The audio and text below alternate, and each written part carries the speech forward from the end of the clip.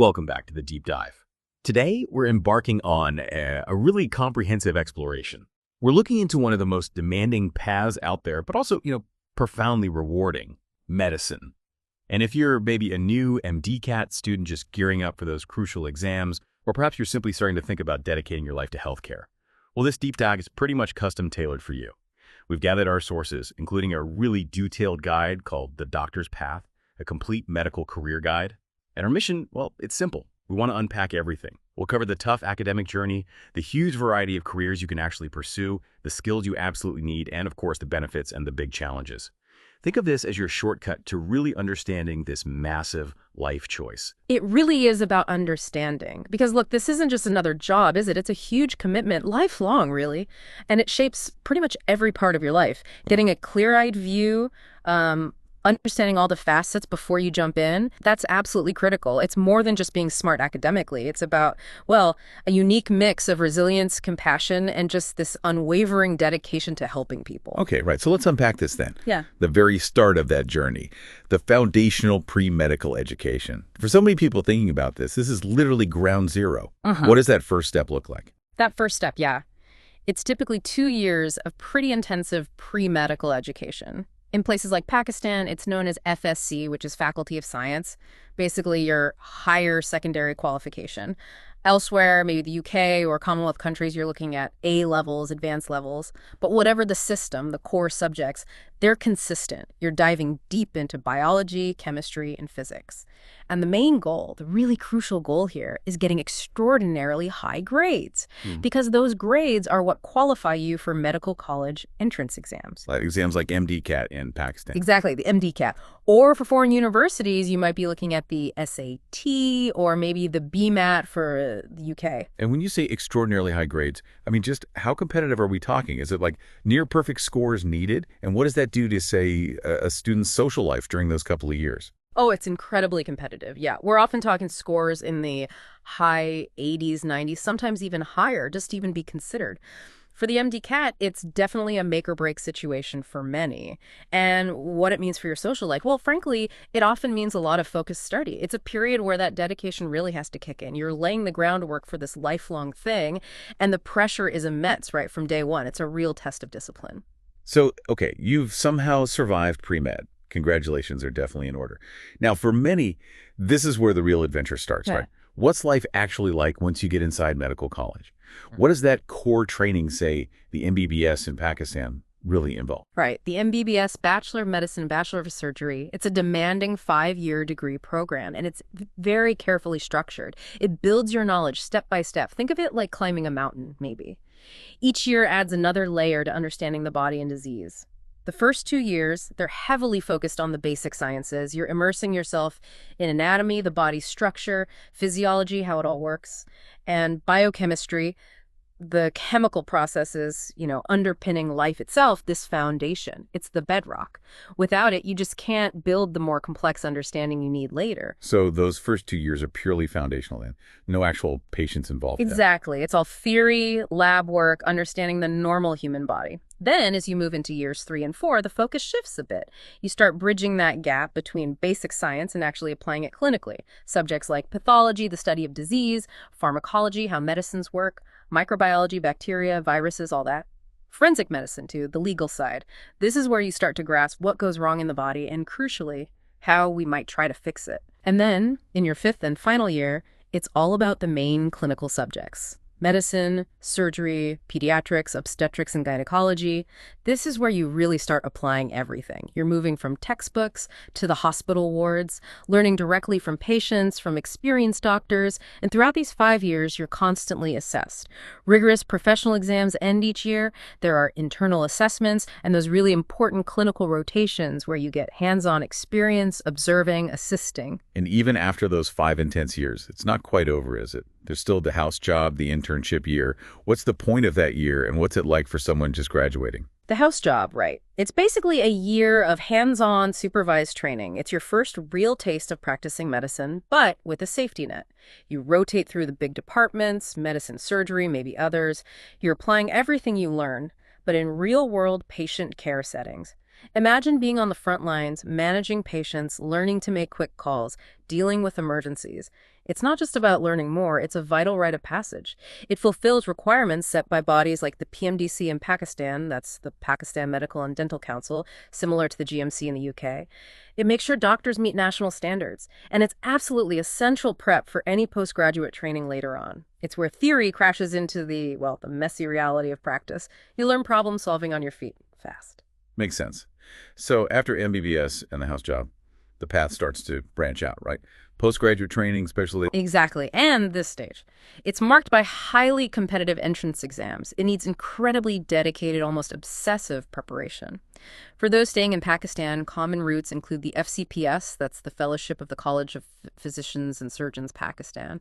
It's a 4 to 6 year specialization after a tough exam, gets you to consultant level. There are also MDMS programs. Those are university-based academic degrees in medicine or surgery, another way to specialize.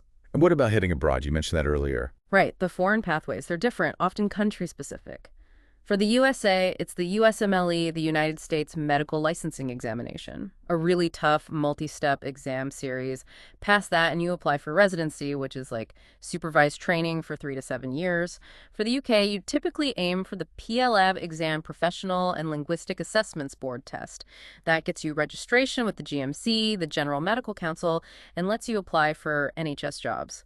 Canada has its own exam, the MCCQE Medical Council of Canada qualifying examination. Australia uses the AMC exam, Australian Medical Council. Each one is rigorous, highly sought after. They're basically your global passport in medicine. A global passport. I like that. But, medicine seems so vast. Beyond specializing in one area, what other kinds of avenues can a medical degree open up? It's not just about being a doctor seeing patients in a clinic, is it? Oh, absolutely not. While clinical specialties are what most people think of first, the field is incredibly diverse. There are tons of ways to use that medical knowledge. Within direct patient care, the clinical side, you've got broad areas like internal medicine dealing with adult diseases, or super specialized fields like cardiology, focusing just on the heart. Then there's all sorts of surgery general, neuro for the brain, ortho for bones, even plastic surgery for reconstruction, pediatrics for kids, obgyn for women's health, dermatology for skin, anesthesiology, psychiatry, radiology for imaging, emergency medicine. The list goes on and on. Each one takes years of dedicated training after the initial degree. That's a huge range just within clinical care. Wow. But what about stepping outside direct patient care? What other doors does that degree unlock? Right, the non-clinical careers. And these are becoming increasingly important, actually. A medical degree is a really powerful credential for things like medical education, teaching future doctors, shaping the next generation. That's huge. Or health policy and public health. Often you'd get an MPH, a Master of Public Health, for that. This lets you influence healthcare systems on a bigger scale, working on disease prevention, improving access to care, that kind of thing. Then there's research, doing a PhD, running clinical trials. That's vital for finding new treatments, advancing medical knowledge. The pharmaceutical industry relies heavily on medical expertise for drug development, trials, regulations. You could go into hospital management too, or medical writing, consulting. And increasingly, there's AI and health tech integration, doctors helping design the new technologies that are changing how healthcare is delivered. And these different roles could be in all sorts of places, I imagine. Exactly. The work environments are just as varied. Big government hospitals, private clinics, private hospitals. You could join the Armed Forces Medical Services or work with NGOs, international bodies like the WHO, Doctors Without Borders, MSF, providing care in underserved areas. Academia, universities, that's another big one for teaching and research. And now, with technology, telemedicine and online health platforms are booming. Doctors providing care remotely. The options are really expanding. It's really clear it's not just about the qualifications, the path you take. It's about the person, isn't it? What key skills are genuinely crucial for success in medicine, no matter which specific path you end up on? Because I guess it's not just about being clever. You're absolutely right. Intelligence is just like the entry ticket. The human element is massive. You need strong empathy and communication skills. You have to connect with patients, understand their worries, explain complicated stuff clearly, scientific curiosity, definitely, and a commitment to continuous learning. That's non-negotiable. Medicine changes constantly. You must keep learning. Also, leadership and team collaboration. Healthcare is a team sport, always. You're working with nurses, other doctors, specialists, support staff. You have to work well together. Patience. And huge resilience under pressure. You're going to face high-stakes situations, long hours, really difficult cases, good checker. Decision-making and critical thinking are obviously vital, often when lives are literally on the line. And finally, effective time management and stress management. Those are key to handling the workload and avoiding burnout, which is a very, very real risk in this profession. That sounds incredibly demanding, but yeah, also incredibly rewarding potentially. It's a lot to ask of one person, though. What are the actual trade-offs? What are the benefits versus the challenges you see most often? Okay, let's start with the good stuff, the advantages, because they are pretty profound. There's definitely respect and prestige that comes with being a doctor, often seen as, a pillar of the community. More importantly, though, you have this unique opportunity to save lives, improve health. That's a privilege few other jobs offer. Think about the feeling when a family thanks you for saving their child, or seeing someone walk again after surgery you're involved in. Those moments, even small ones, they're often the fuel that keeps doctors going through the really tough times. And while earning potential is delayed because of the long training, there's usually significant financial stability in the long run. Plus, there's amazing flexibility to specialize in something you truly love, whether it's surgery or psychiatry or something else. And like we said, that medical degree offers great global opportunities and mobility. You can practice almost anywhere. Okay, so those are some pretty compelling benefits. But the flip side, the challenges must be just as significant. They are, and you really can't underestimate them. There are those very long years of study and, yes, delayed earning. You're often studying well into your late 20s, even early 30s, before you're financially established. The mental and physical stress is immense. It's not just the long hours, it's the weight of responsibility. Knowing a mistake can have huge consequences. It's learning to function on very little sleep while making life or death decisions. That level of stress is unique. You face constant exams, certifications, the need to keep up with medical advances your entire career. It never stops. And unfortunately, the risk of burnout and achieving a poor work-life balance is a very real concern. It often takes a toll on personal lives, on well-being. It's something the profession is still grappling with. Looking at the whole picture, it really paints this image of a long, incredibly dedicated path.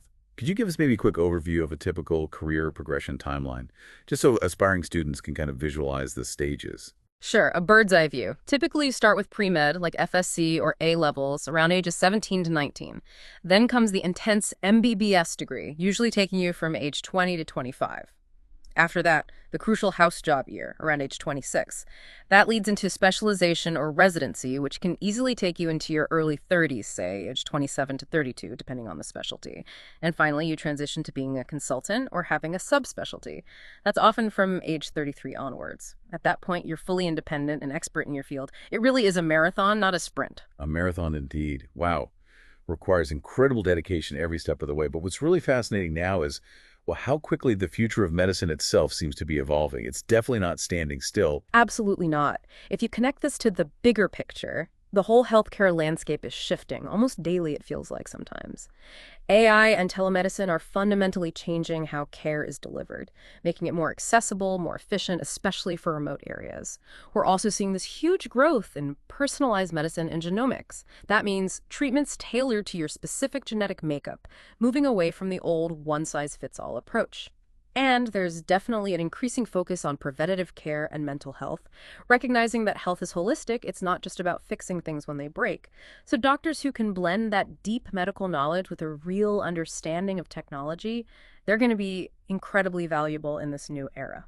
So we've covered quite a journey today. From those initial super competitive pre-med days through the intense years of medical college, the specialization pathways, we've touched on the huge variety of careers, the essential skills, weighed the big benefits against the real challenges, and even glanced at the future of healthcare. It's been a pretty thorough look at what the doctor's path involves.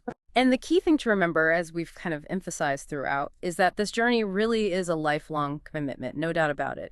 But it's also one with immense, almost unparalleled rewards if it's approached with genuine understanding, real passion, and that deep-seated desire to serve people. Which brings us perfectly to our final thought for you, the listener. This is drawn straight from the guide's conclusion. It's where you turn this deep dive inward and ask yourself the really big questions. Yeah, exactly. Is a medical career right for you? You need to ask yourself these critical, honest questions. Am I genuinely passionate about science and about helping people, especially when they're vulnerable? Can I really handle the immense pressure, the many, many long study hours, not just for a few years, but potentially for decades? Do I truly value lifelong learning? Am I prepared for the idea that the education never really stops, that the field is always changing? And maybe the biggest one, am I ready for the significant emotional and ethical challenges that come with caring for others, sometimes facing very difficult, very sad truths? Those are powerful questions, really resonate. So as you reflect on everything we've talked about today, maybe take some time to really mull those over, perhaps even write down your thoughts. Because honestly, a deep dive into self-reflection is just as important, maybe even more so, than our deep dive into the subject itself. Thanks so much for joining us for this crucial exploration.